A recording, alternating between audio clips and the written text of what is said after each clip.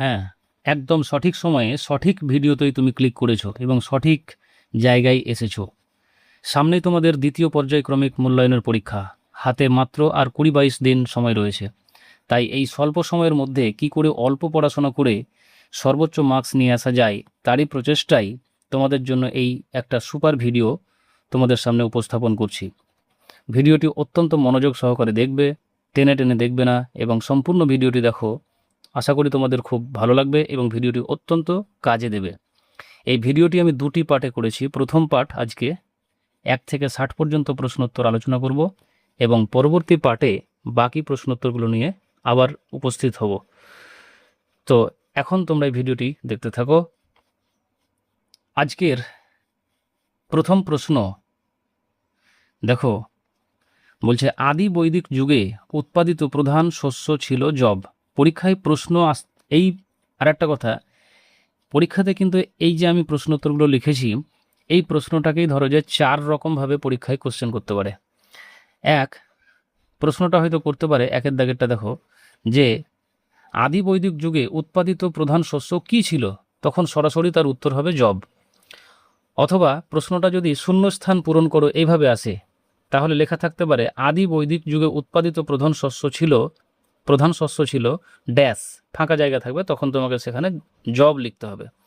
অথবা এটা এমসিকিউ টাইপেও আসতে পারে, যে আদি বৈদিক যুগে উৎপাদিত প্রধান শস্য ছিল, দিয়ে 4টে অপশান দেওয়া থাকবে, ধান, গম, যব, পাট ইত্যাদি। অথবা এটা সত্য মিথ্যা আকারেও আসতে পারে, শুদ্ধ অশুদ্ধ বা সত্য মিথ্যা আকারেও আসতে পারে। যেমন আদি বৈদিক যুগে উৎপাদিত প্রধান শস্য ছিল গম, তখন তুমি এটা বুঝতে পারবে যে এটা তো ঠিক নয়, এটা ভুল, কাজে এটা অসত্য বা মিথ্যা, এই ধরনের প্রশ্ন।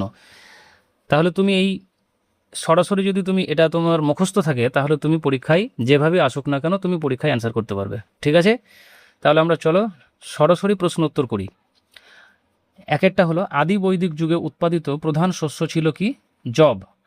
2 নম্বর হলো বৈদিক সমাজে পরিবারের প্রধান ছিলেন কে, বাবা, যাকে গৃহপতি বলা হতো। 3, মেগালিথ হলো বড় পাথরের সমাধি। পরীক্ষায় আসতে পারে যে মেগালিথ কি, তখন উত্তর হবে বড় পাথরের সমাধি। অথবা মেগালিথ ড্যাশ, তখন কি হবে, মেগালিথ হলো দিয়ে ড্যাশ, বড় পাথরের সমাধি, এভাবে আসবে। 4 নম্বর প্রশ্ন, গৌতম বুদ্ধ জন্মেছিলেন কোন বংশে, শাক্য বংশে। 5, মৌর্য আমলে জেলা প্রশাসনকে কি বলা হতো, আহার। 6, দ্বিতীয় বৌদ্ধ সঙ্গীত হয়েছিল কোথায়, বৈশালীতে। 7, কনিষ্ক 78 খ্রিস্টাব্দে কুষাণদের শাসক হন। এখানে প্রশ্ন আসবে কিভাবে, যে কনিষ্ক কত খ্রিস্টাব্দে কুষাণদের শাসক হন, উত্তর হবে 78 খ্রিস্টাব্দে। অথবা শূন্যস্থান পূরণ আকারে যদি আসে, তাহলে লেখা থাকবে কনিষ্ক ড্যাশ খ্রিস্টাব্দে কুষাণদের শাসক হন, তখন ওখানে লিখতে হবে 78। অথবা আরেকভাবে প্রশ্ন আসতে পারে যে 78 খ্রিস্টাব্দে কোন কুষাণ সম্রাট শাসক হয়েছিলেন, তখন তার উত্তর হবে কনিষ্ক। কাজে এই লাইনটা ভালোভাবে যদি তুমি বারবার দেখো এবং প্র্যাকটিস করো, তাহলে তোমার যেভাবেই আসুক তুমি অ্যান্সার করতে পারবে। 8এর দাগেরটা দেখো কি বলছে, আর্য একটি ভাষাগত শব্দ। তাহলে আর্য কি, আর্য হলো একটি ভাষাগত শব্দ। 9, পার্শ্বনাথ ছিলেন 23তম জৈন তীর্থঙ্কর। প্রশ্ন হবে কিভাবে, যে পার্শ্বনাথ কত নম্বর জৈন তীর্থঙ্কর ছিলেন, তিনি ছিলেন 23তম জৈন তীর্থঙ্কর। 23 নম্বর, দুইভাবে প্রশ্নটা আসতে পারে, যে পার্শ্বনাথ কত নম্বর জৈন তীর্থঙ্কর, 23তম। জৈনদের 23তম তীর্থঙ্কর কে ছিলেন, তখন তার উত্তর হবে পার্শ্বনাথ। আচ্ছা, 10এর দাগেরটা কি বলছে, আর্য সত্য বৌদ্ধ ধর্মের অংশ। আর্য সত্য কোন ধর্মের অংশ, বৌদ্ধ ধর্মের অংশ। 11, ঋগ্বেদে রাজা ছিলেন গোষ্ঠীর প্রধান বা জনস্ব গোপা। ঋগ্বেদে রাজা ছিলেন ড্যাশ, তখন উত্তর হবে গোষ্ঠীর প্রধান। 12 নম্বর, আদি বৈদিক যুগ বলা হয় কোন সময়কালকে।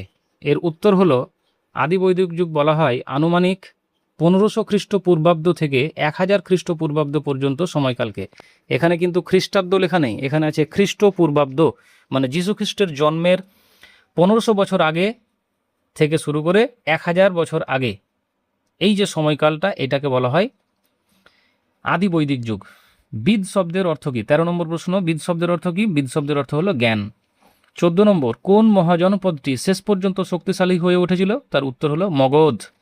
বলা বাহুল্য এই মগধের বর্তমান নাম কিন্তু কি, মগধের বর্তমান নাম হলো বিহার। বর্তমানে যে বিহার রাজ্য, তারই আগেকার নাম ছিল মগধ। 15 নম্বর প্রশ্ন, গৌতম বুদ্ধের প্রথম নাম কি ছিল, উত্তর হলো সিদ্ধার্থ। প্রশ্নটা এইভাবেও আসে যে গৌতম বুদ্ধের বাল্য নাম কি ছিল? সিদ্ধার্থ। 16, হর্ষাব্দ গণনা শুরু হয় কত খ্রিস্টাব্দ থেকে? উত্তর হলো 606 খ্রিস্টাব্দ থেকে। 606 খ্রিস্টাব্দ থেকে হর্ষাব্দ গণনা শুরু হয়। 17 নম্বর প্রশ্ন, দ্বিতীয় চন্দ্রগুপ্তের আমলে ভারতে কোন ধাতুর মুদ্রা চালু হয়? উত্তর হলো রূপার মুদ্রা বা রৌপ্য মুদ্রা। দ্বিতীয় চন্দ্রগুপ্তের আমলে রৌপ্য মুদ্রা চালু হয়েছিল। 18 দাগের প্রশ্ন দেখো, দ্বিতীয় বৌদ্ধ সঙ্গীতি অনুষ্ঠিত হয়? উত্তর লেখা আছে কালাশোকের আমলে। প্রশ্নটা হবে যে দ্বিতীয় বৌদ্ধ সঙ্গীতি কোন সম্রাটের আমলে অনুষ্ঠিত হয়েছিল? তখন তার উত্তর হবে কালাশোকের আমলে, সম্রাট কালাশোকের আমলে। এর আগে আমরা 9 দাগের প্রশ্নটাতে করলাম কি, যে দ্বিতীয় বৌদ্ধ সঙ্গীতি অনুষ্ঠিত হয়েছিল কোথায়? সেটার উত্তর আমরা পড়লাম কি বৈশালী, বৈশালী বলে জায়গায়। তাহলে কোথায় হয়েছিল? বৈশালীতে। কার আমলে হয়েছিল? কালাশোকের আমলে। 19 নম্বর প্রশ্ন, জৈন ধর্ম অনুযায়ী কতজন তীর্থঙ্কর ছিলেন? 24 জন। টোটাল 24 জন জৈনদের তীর্থঙ্কর ছিলেন। তার মধ্যে 24তম মানে শেষ তীর্থঙ্কর হলেন মহাবীর, বর্ধমান মহাবীর। আর 23 নম্বর ছিলেন কে? পার্শ্বনাথ, যেটা আমরা আগে করে এলাম। 20 নম্বর প্রশ্ন দেখো, হীরের খনি ছিল কোথায়? পূর্ব মালবের কোষা এলাকায়, পূর্ব মালবের কোষা এলাকায়। 21 নম্বর প্রশ্ন দেখো, এলাহাবাদ প্রশস্তির রচয়িতা কে? এলাহাবাদ প্রশস্তির রচয়িতা হলেন হরিসেন। এখানে আরেকটা প্রশ্ন আছে যে হরিসেন কার সভাকবি ছিলেন? কোন সম্রাটের সভাকবি ছিলেন হরিসেন? হরিসেন ছিলেন সমুদ্রগুপ্তের সভাকবি। সম্রাট, গুপ্ত সম্রাট সমুদ্রগুপ্ত, তার সভাকবি ছিলেন হরিসেন। 22 নম্বর প্রশ্ন, ঋগ্বেদে কোন পর্বতের উল্লেখ নেই? উত্তর হলো সাতপুরা, সাতপুরা পর্বত। সাতপুরা পর্বত, সাতপুরা পর্বতের নাম ঋগ্বেদে পাওয়া যায় না। ভিলদের রাজার নাম কি ছিল? হিরণ্যধনু, হিরণ্যধনু। আচ্ছা, 24 নম্বর প্রশ্ন কি বলছে? জাতক, জাতকের গল্পগুলি কোন ভাষায় লেখা হতো বা কোন ভাষায় লেখা ছিল? পালি ভাষায়। উত্তর হলো পালি ভাষায়। জাতকের গল্পগুলি বা জাতক যে ধর্মগ্রন্থটা, বৌদ্ধদের একটা ধর্মগ্রন্থ হলো জাতক, সেই জাতকের গল্পগুলো পালি ভাষায় লেখা ছিল বা পালি ভাষায় লেখা আছে। 25 নম্বর প্রশ্ন, মহাক্ষত্রপ উপাধি ধারণ করেন কে? সম্রাট রুদ্রদমন, রুদ্রদমন মহাক্ষত্রপ উপাধি ধারণ করেন রুদ্রদমন। এটা যদি উল্টো দিক থেকে প্রশ্নটা করে যে রুদ্রদমন, সম্রাট রুদ্রদমন কোন উপাধি ধারণ করেছিলেন, কি উপাধি পেয়েছিলেন? উত্তরটা হবে তখন মহাক্ষত্রপ।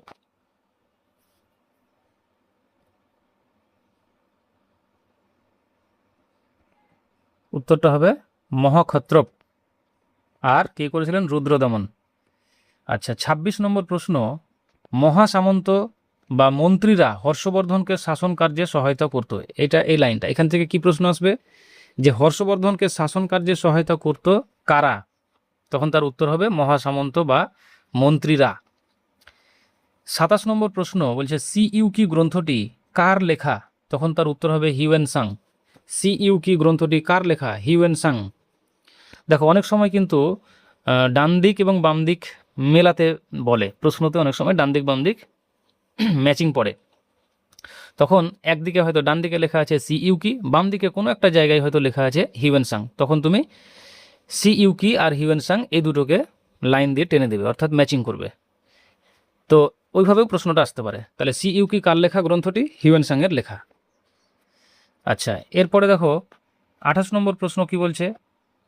28 দাগের প্রশ্নটা দেখো, লেখা আছে ব্রাহ্মণ, ক্ষত্রিয়, শূদ্র, নৃপতি। এখানে 4টে নাম বলা আছে, দিয়ে ব্র্যাকেটে লেখা আছে ব্যাখ্যা। বাকি 3টি হলো চতুর্বর্ণের অংশ, আর নৃপতি মানে হলো রাজা।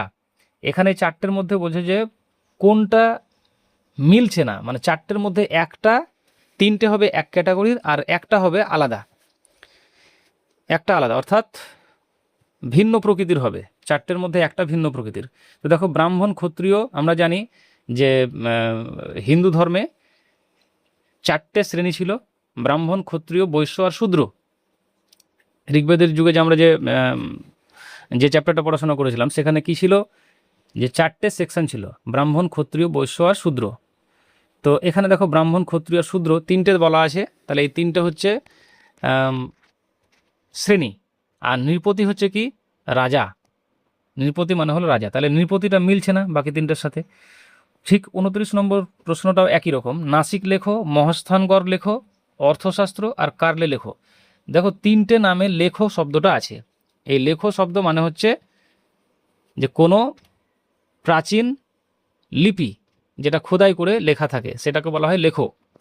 মানে ছোট্ট করে মনে রাখতে গেলে লেখো মানে লেখা। তাহলে তিনটে দেখো লেখো। আর 3 নম্বর যেটা আছে অর্থশাস্ত্র, এটা কিন্তু একটা গ্রন্থ। অর্থশাস্ত্র কৌটিল্যের লেখা অর্থশাস্ত্র, এটা একটা গ্রন্থ। তাই অর্থশাস্ত্রটা বাকি তিনটের সাথে মিলছে না। এবার 30-এর দাগের প্রশ্নটা দেখো, মহাবীর টানা 12 বছর তপস্যা করে কি নামে পরিচিত হন? উত্তর দিয়েছে মহাবীর 12 বছর তপস্যার পরে কেবলিন, বা কোনো কোনো বইতে কিবলিন কথাটাও থাকে, কয়হস্যই ব লয়হস্যই দন্তন্য, কিবলিন বা জিন নামে পরিচিত হন। এখান থেকে কিন্তু দুটো প্রশ্ন আসতে পারে। এক হচ্ছে যে মহাবীর কত বছর তপস্যা করেছিলেন একটানা, তখন তার উত্তর হবে 12 বছর। আর দ্বিতীয় হচ্ছে যে একটানা 12 বছর তপস্যা করে তিনি কি নাম ধারণ করেছিলেন, সেটার উত্তর হবে কিবলিন বা জিন। 31 নম্বর, আলেকজান্ডারের সেনাপতির নাম কি? আলেকজান্ডারের প্রধান সেনাপতির নাম ছিল সেলুকাস নিকেটর বা সেলুকাস নিকাটর। দুটো নামই সঠিক, নিকেটর বা নিকাটর। 32 নম্বর প্রশ্ন, আদি বৈদিক যুগের ইতিহাস জানার একমাত্র উপাদানের নাম কি? আদি বৈদিক যুগ সম্পর্কে যদি জানতে হয় তাহলে একমাত্র আমাদের মাধ্যম হলো ঋগ্বেদ। ঋগ্বেদ থেকেই আদি বৈদিক যুগের ইতিহাস আমরা জানতে পারি। 33 নম্বর প্রশ্ন বলছে, ইন্দো আর্য ভাষার সবচেয়ে পুরনো সাহিত্যের নাম কি? উত্তর হলো ঋগ্বেদ। ইন্দো আর্য ভাষার সবচেয়ে পুরনো সাহিত্য হলো ঋগ্বেদ। 34 নম্বর, বৈদিক যুগের জনপ্রিয় খেলা কি ছিল? বৈদিক যুগের জনপ্রিয় খেলার নাম ছিল পাশা। বৈদিক যুগের জনপ্রিয় খেলার নাম ছিল পাশা। 35, দক্ষিণ ভারতের একমাত্র মহাজনপদের নাম কি? অশোক। দক্ষিণ ভারতের একমাত্র মহাজনপদের নাম ছিল অশোক। 36 নম্বর, গৌতম বুদ্ধ মারা যান কত সালে? উত্তরটা হবে 483 খ্রিস্টপূর্বাব্দ। খ্রিস্টপূর্বাব্দ, দেখো খ্রিস্টপূর্বাব্দ কথাটা লেখা আছে, 483 খ্রিস্টপূর্বাব্দ, 483। 37 নম্বর প্রশ্ন কি বলছে, অশোক স্তম্ভটি ভারতের জাতীয় প্রতীক হিসেবে গ্রহণ করা হয়েছে কত তারিখে? অশোক স্তম্ভ, আমরা যে অশোক স্তম্ভ দেখি, সিংহ যে চিহ্নটা, সিংহ, বিভিন্ন সরকারি স্ট্যাম্প যখন আমরা কোনো কাগজপত্রতে দিই তখন দেখবে মাথাতে সেই স্ট্যাম্পের একদম মিডিলে উপরে থাকে সেই সিংহ মার্কা যে চিহ্নটা থাকে, সেটা হলো অশোক স্তম্ভ। এই অশোক স্তম্ভটাকে ভারতের জাতীয় প্রতীক বলা হয়। এই জাতীয় প্রতীক হিসেবে কত তারিখে গ্রহণ করা হয়েছে, কোন দিন থেকে? উত্তর হবে 26শে জানুয়ারি 1950 সাল। 26 জানুয়ারি 1950 সাল, 1950-এর 26 জানুয়ারি। 38 নম্বর প্রশ্ন হলো, ভারতীয় উপমহাদেশে সোনার মুদ্রা প্রথম চালু করেন কে? উত্তর হলো বিম কদফিসাস। বিম কদফিসাস তিনি সোনার মুদ্রা চালু করেছিলেন। বিম কদফিসাস সোনার মুদ্রা চালু করেছিলেন বিম কদফিসাস। 39 নম্বর প্রশ্ন হলো, জেন দাবেস্তার শ্রেষ্ঠ দেবতার নাম কি? জেন দাবেস্তার শ্রেষ্ঠ দেবতার নাম হলো আহুর মাজদা। আহুর মাজদা। জেন দাবেস্তার শ্রেষ্ঠ দেবতা হলো আহুর মাজদা। চলো এবার 40 নম্বর প্রশ্ন কি বলছে? 40 নম্বর প্রশ্ন বলছে যে পরবর্তী বৈদিক সমাজের 4টি বর্ণের নাম কি কি? পরবর্তী বৈদিক সমাজের 4টি বর্ণের নাম হলো ব্রাহ্মণ, ক্ষত্রিয়, বৈশ্য আর শূদ্র, যেটা একটু আগে বললাম। বৈদিক সমাজের 4টি বর্ণের নাম ছিল বর্ণপ্রথা। এই 4টি বর্ণের নাম কি? ব্রাহ্মণ, ক্ষত্রিয়, বৈশ্য আর শূদ্র। ব্রাহ্মণ, ক্ষত্রিয়, বৈশ্য আর শূদ্র। 41 নম্বর প্রশ্ন বলছে, জৈন ধর্মের শেষ 2জন তীর্থঙ্করের নাম কি? জৈন ধর্মের শেষ 2জন তীর্থঙ্কর, অর্থাৎ 23 নম্বর আর 24 নম্বর। একটু আগে বললাম যে মোট 24 জন তীর্থঙ্কর ছিলেন, তার মধ্যে 23তম ছিলেন কে? পার্শ্বনাথ। 23তম ছিলেন কে? পার্শ্বনাথ। আর 24তম হলেন মহাবীর। পার্শ্বনাথ আর মহাবীর। মহাবীর হলো 24তম আর পার্শ্বনাথ হলো তোমার 23তম। এরপরে 42 নম্বর প্রশ্ন বলছে, বৌদ্ধ ধর্মের প্রথম সঙ্গীতি অনুষ্ঠিত হয়েছিল কোথায়? তার আগে প্রথম দিকে কি পেলাম? দ্বিতীয় বৌদ্ধ সঙ্গীতি অনুষ্ঠিত হয়েছিল বৈশালীতে, আর প্রথমটা অনুষ্ঠিত হয়েছিল রাজগৃহে। রাজগীর, যেটা বর্তমানে আমরা রাজগীর বলি। একটা ট্রেন চলে হাওড়া রাজগীর, সেই হাওড়া রাজগীর, ওই রাজগীর তার আগেকার নাম ছিল রাজগৃহ। রাজগৃহ। এরপর 43 নম্বর প্রশ্ন, প্রথম চন্দ্রগুপ্ত 319 থেকে 320 খ্রিস্টাব্দে শাসক হন এবং তখন থেকেই গুপ্তাব্দ শুরু হয়। তাহলে এখান থেকে একটা প্রশ্ন আসে যে গুপ্তাব্দ শুরু হয় কোন সময় থেকে? তাহলে উত্তর হবে 319 থেকে 320 খ্রিস্টাব্দে। তাহলে প্রথম চন্দ্রগুপ্ত কত সালে শাসক হয়েছিলেন? 319-20 খ্রিস্টাব্দে। আচ্ছা, 44 নম্বর প্রশ্ন, সকারি বলা হয় কাকে? এটা খুব ভালো প্রশ্নটা। দ্বিতীয় চন্দ্রগুপ্তকে সকারি বলা হয়। দ্বিতীয় চন্দ্রগুপ্তকে সকারি বলা হয়। দ্বিতীয় চন্দ্রগুপ্তকে সকারি বলা হয়। সকারি উপাধি ধারণ করেছিলেন তিনি দ্বিতীয়, তার নাম কি? দ্বিতীয় চন্দ্রগুপ্ত। তিনি শক রাজা রুদ্রদমনকে পরাজিত করে এই উপাধি নিয়েছিলেন। শক রাজা রুদ্রদমন, শক রাজা রুদ্রদমনকে পরাজিত করে তিনি, এই যে রাজা রুদ্রদমন, শক রাজা, তাহলে রুদ্রদমন কোন বংশের রাজা ছিলেন? শক বংশ, শক। এই শক রাজা রুদ্রদমনকে পরাজিত করে দ্বিতীয় চন্দ্রগুপ্ত সকারি উপাধি ধারণ করেছিলেন। আচ্ছা, এরপর দেখো 45 নম্বর প্রশ্ন বলছে, প্রথম বৌদ্ধ সঙ্গীতি অনুষ্ঠিত হয় কোথায়? এই প্রশ্নটা রিপিট হলো আবার, দেখো রাজগৃহে। এখানে আরেকটা ব্র্যাকেটে লেখা আছে, দেখো অজাতশত্রুর শাসনামলে এটি অনুষ্ঠিত হয়েছিল। অজাতশত্রুর শাসনামলে এটি অনুষ্ঠিত হয়েছিল। তাহলে প্রথম বৌদ্ধ সঙ্গীতি অনুষ্ঠিত হয় কোথায়? রাজগৃহে। এটা আমরা একটু আগে বললাম যে রাজগৃহে। কার আমলে হয়েছিল? সম্রাট অজাতশত্রু, সম্রাট অজাতশত্রুর শাসনামলে। আর দ্বিতীয়টা হয়েছিল কালাশোকের আমলে, একটু আগে পড়লাম। আচ্ছা, 46 নম্বর প্রশ্ন হচ্ছে, হর্ষচরিত কাব্যটির রচয়িতা কে? উত্তর হলো বাণভট্ট। তিনি সম্রাট হর্ষবর্ধনের সভাকবি ছিলেন। তাহলে এখান থেকে দুরকম প্রশ্ন আসছে, দুটো প্রশ্ন আসছে। হর্ষবর্ধনের সভাকবির নাম কি? বাণভট্ট। অথবা উল্টো দিক থেকে বললে, বাণভট্ট কার সভাকবি ছিলেন? হর্ষবর্ধনের। হর্ষচরিত কাব্যটির রচয়িতা কে? বাণভট্ট। এটা বারবার পড়তে থাকবে, দেখবে রিপিটেডলি পড়লে এটা অটোমেটিক আমাদের ব্রেনে সেট হয়ে যায়।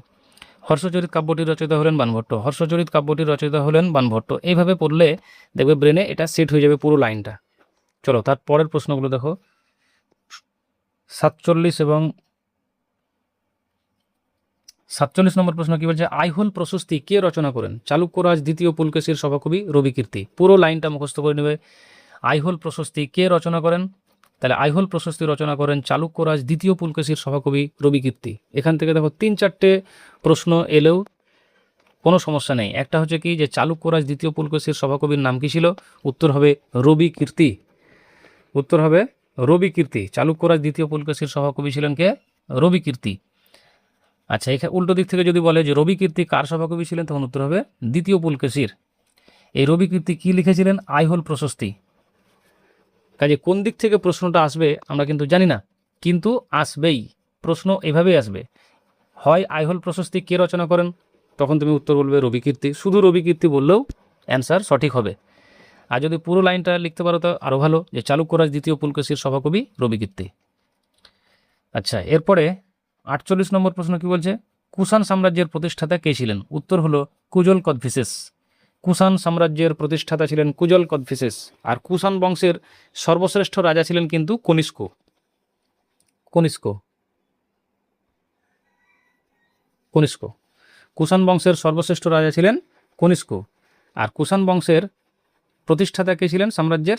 কুজল কদফিসেস। 49 নম্বর প্রশ্ন, একটি রাজতান্ত্রিক মহাজনপদের নাম লেখো। মগধ। উত্তর হলো মগধ, যার বর্তমান নাম বিহার। আরও অন্যান্য উদাহরণ আছে, যেমন কৌশল, বৎস আর অবন্তী। তাহলে 4টে নাম মুখস্থ রেখে দেবে, কাজে লাগতে পারে। মগধ, কৌশল, বৎস, অবন্তী। বাকি 3টা মনে না থাকলেও মগধটা মনে রাখবে। একটি রাজতান্ত্রিক মহাজনপদের নাম হলো মগধ। আচ্ছা, 50 নম্বর প্রশ্ন, মহাক্ষত্রপ উপাধি কে নিয়েছিলেন? ওই যে একটু আগে বললাম তখন, শক রাজা রুদ্রদমন। সেই প্রশ্নটা আবার এখানে চলে এসছে। শক রাজা রুদ্রদমন, শক রাজা রুদ্রদমন তিনি মহাক্ষত্রপ উপাধি লাভ করেছিলেন। শক রাজা রুদ্রদমন তিনি মহাক্ষত্রপ উপাধিটি নিয়েছিলেন। 51 নম্বর প্রশ্ন, বৈদিক যুগের অন্যতম পালিত পশুর নাম কি? উত্তর হলো করু বা গরু। করু বা গরু। বৈদিক যুগের অন্যতম পালিত পশুর নাম হলো করু বা গরু। 52 নম্বর প্রশ্ন, প্রিয়দর্শী উপাধি যোগ করেছিলেন কে? সম্রাট অশোক। প্রিয়দর্শী ছিলেন সম্রাট অশোক। সম্রাট অশোক কি উপাধি লাভ করেছিলেন? প্রিয়দর্শী। সেরিব রাজ্যের ঠক ফেরিওয়ালা ছিলেন কে? উত্তর হলো সেরিভান। দেখো, সেরিভান। ভারতের জাতীয় প্রতীকের নাম কি? একটু আগে আলোচনা করলাম, অশোক স্তম্ভকে বলা হয় ভারতের জাতীয় প্রতীক। অশোক স্তম্ভ হলো ভারতের জাতীয় প্রতীক। আচ্ছা, 55 নম্বর প্রশ্ন, বর্ধমান মহাবীর কে ছিলেন? দেখো, আগে আমরা পড়ে নিয়েছি, বর্ধমান মহাবীর ছিলেন জৈন ধর্মের 24তম তথা শেষ তীর্থঙ্কর। জৈন ধর্মের শেষ তীর্থঙ্কর ছিলেন বর্ধমান মহাবীর। 56 নম্বর প্রশ্ন, আদি বৈদিক যুগের ইতিহাস জানার একমাত্র উপাদান কি, সেটাও আমরা আগে পড়ে এলাম, তার উত্তর হচ্ছে ঋগ্বেদ। 57 নম্বর প্রশ্ন, বৈদিক গণিত চর্চা কাদের হাতে শুরু হয়? বৈদিক গণিত চর্চা, বৈদিক গণিত চর্চা কাদের হাতে শুরু হয়? ঋষিদের হাত ধরে, ঋষিদের হাতে শুরু হয়, বিশেষত শুল্কসূত্রের রচয়িতাদের হাতে। তো এইটুকু আমাদের দরকার নেই, ব্র্যাকেট এটুকু না করলেও অসুবিধা নেই। ঋষিদের হাতে বৈদিক গণিত চর্চা কাদের হাতে শুরু হয়? ঋষিদের হাতে। আচ্ছা, 58 নম্বর প্রশ্ন, ত্রিপিটক কাদের ধর্মগ্রন্থ? ত্রিপিটক হলো বৌদ্ধদের ধর্মগ্রন্থ, ত্রিপিটক হলো বৌদ্ধদের ধর্মগ্রন্থ, বৌদ্ধদের ধর্মগ্রন্থ, মূল ধর্মগ্রন্থ বৌদ্ধদের হলো ত্রিপিটক। আর 59 নম্বর প্রশ্ন কি, গ্রিসের ম্যাসিডনের শাসক ছিলেন কে? Alexander the great. Alexander, Alexander কোথাকার শাসক ছিলেন? গ্রিসের ম্যাসিডন, গ্রিসের ম্যাসিডন, গ্রিস দেশটার নাম হলো গ্রিস, তার ভেতরে একটা প্রদেশ বলতে পারো, সেটা হলো ম্যাসিডন, গ্রিসের ম্যাসিডন, সেখানকার শাসক ছিলেন কে? সম্রাট আলেকজান্ডার। আর 60 নম্বর আজকের শেষ প্রশ্ন হলো, চন্দ্রগুপ্ত মৌর্যের রাজধানী কোথায় ছিল? চন্দ্রগুপ্তের রাজধানী ছিল পাটলিপুত্র। এই পাটলিপুত্রের বর্তমান নাম কিন্তু পাটনা। কি বললাম? এই পাটলিপুত্রের বর্তমান নাম হলো পাটনা, পাটনা, পাটলিপুত্রের বর্তমান নাম হলো পাটনা, পাটলিপুত্রের বর্তমান নাম পাটনা। তো আজকে এই 60টা প্রশ্ন উত্তর নিয়ে আলোচনা করলাম। ভিডিওটা খুব ভালোভাবে দেখো, স্কিপ করবে না। ততক্ষণের জন্য বিদায় নিচ্ছি, আবার পরবর্তী পার্ট 2তে বাকি প্রশ্নোত্তরগুলো নিয়ে আবার উপস্থিত হব।